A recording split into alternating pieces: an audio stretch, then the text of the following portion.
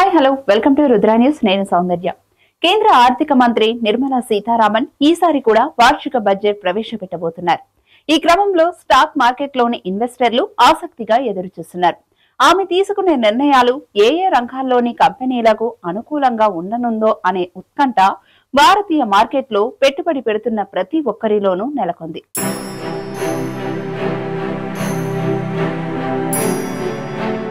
ఫిబ్రవరి 1న నిర్మలమ్మ ప్రవేశపెట్టనున్న 2025-26 ఆర్థిక సంవత్సర వార్షిక బడ్జెట్ ముందు కొన్ని షేర్లు ఇన్వెస్టర్లు బెట్టింగ్ వేసేందుకు అనుకూలంగా ఉన్నాయి. విశ్లేషకుల అంచనాల ప్రకారం ఈసారి బడ్జెట్లో రైల్వేలు, ఇన్ఫ్రా రంగాలకు భారీ కేటాయింపులు ఉండవచ్చునని, ఈ రంగాలకు ప్రోత్సాహం ఉంటుందని భావిస్తున్నారు.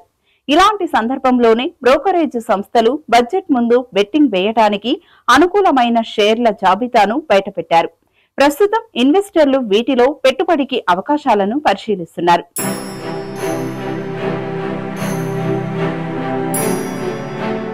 ముందుగా APJ Surendra park hotels company షేర్లు కొనుగోళ్లకు అనుకూలమైన షేర్గా బజాజ్ బ్రోకింగ్ పేర్కొంది. స్టాక్ ఇటీవల కాన్సాలిడేషన్ శ్రేణి కంటే ఎక్కువ బ్రేక్అవుట్ లో ఉందని వెల్లడించింది. కంపెనీ షేర్లను కొనుగోలు చేయడానికి 190 నుండి 200 రూపాయలు ఎంట్రీ ధర శ్రేణిగా వెల్లడిస్తూ టార్గెట్ ధరను 235 రూపాయలుగా వెల్లడించింది. ప్రస్తుతం కంపెనీ షేర్లు మార్కెట్లో ఒక్కోటి 183 రూపాయల వద్ద ట్రేడింగ్ కొనసాగుతోంది.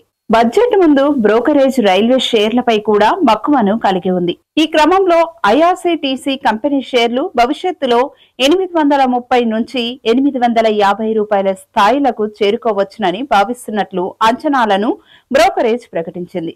ప్రస్తుతం స్టాక్ ధర 787 రూపాయల వద్ద ఉన్న సంగతి తెలిసిందే. 780 రూపాయల వద్ద రెసిస్టెన్స్ స్థాయిని అధిగమించిన నేపథ్యంలో బులిష్ ట్రెండ్ కొనసాగించవచ్చునని వెల్లడించింది.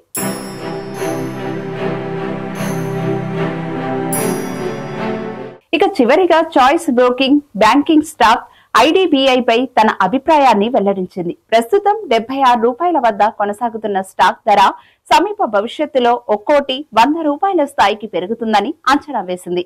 సమీప భవిష్యత్తులో 88 రూపాయల స్థాయిని అధిగమిస్తే సులువుగా టార్గెట్ ధరను చేరుకుంటుందని చెబుతున్నారు. చూశారు కదా, ఇలాంటి లేటెస్ట్ అప్డేట్స్ కోసం చూస్తూనే ఉండండి రుద్ర టీవీ.